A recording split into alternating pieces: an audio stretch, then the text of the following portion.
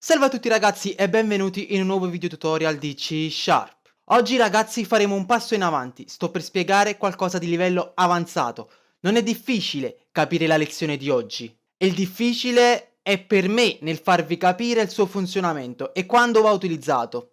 Per questo vi dirò già dall'inizio del video a cosa serve e come viene utilizzato. Attenzione! Qui spiego solamente le basi sui tipi generici. Per capirli al meglio, consiglio di seguire anche il prossimo video sugli esercizi del metodo generico. È strettamente necessario per capire dove e come va applicato quello che studierete in questo video.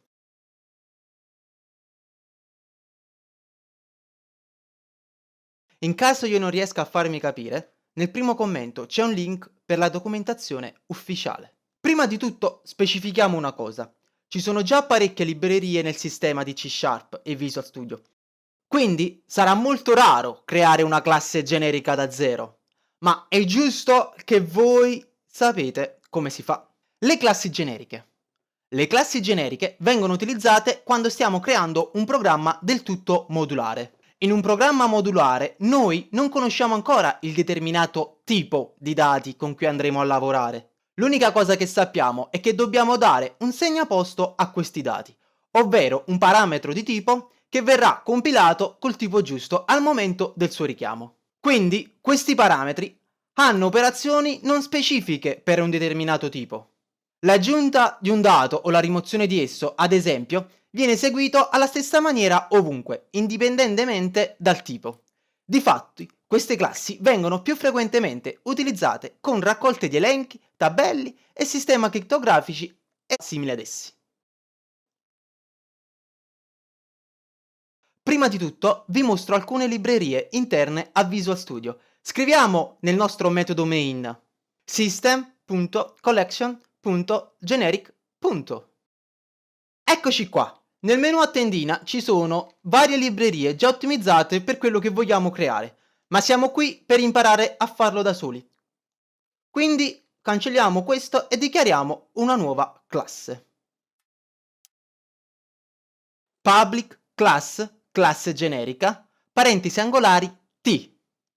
T sta a significare che questa classe prevede dei parametri generici. In pratica è il suo segnaposto. Dichiariamo all'interno di questa classe un public T elemento, cioè un elemento di un tipo ancora non definito. In realtà possiamo inserire qualsiasi nome per il segnaposto, ma la regola non ufficiale è che i programmatori iniziano con T, che dovrebbe star a significare proprio tipo, in inglese type.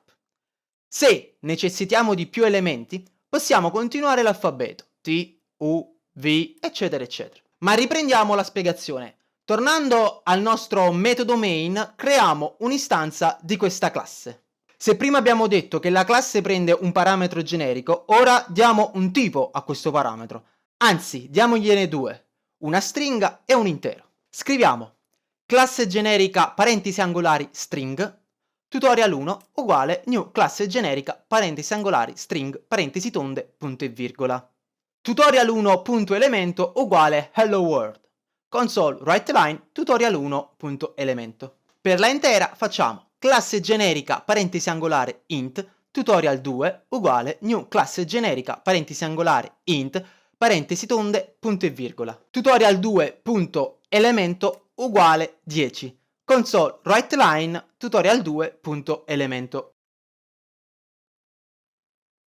Premiamo CTRL F5 e vediamo che tutto va bene. L'elemento prima è stato dichiarato come string e poi come un intero.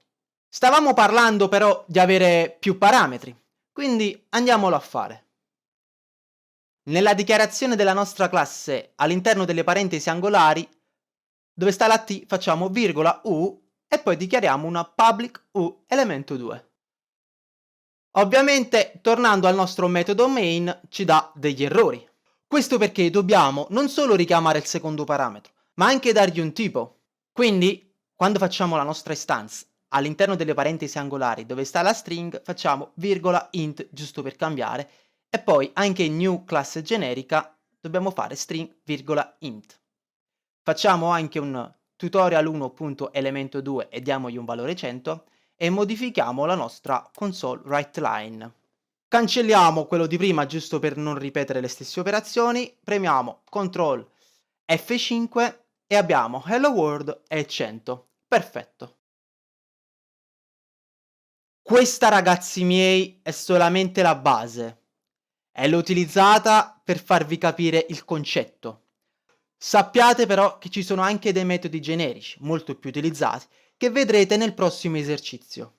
Ripeto, ragazzi, ripeto e sottoscrivo. Per capire al meglio la lezione di oggi, vi invito a seguire un esempio pratico e quindi il prossimo video dove vado a fare un esercizio, ok?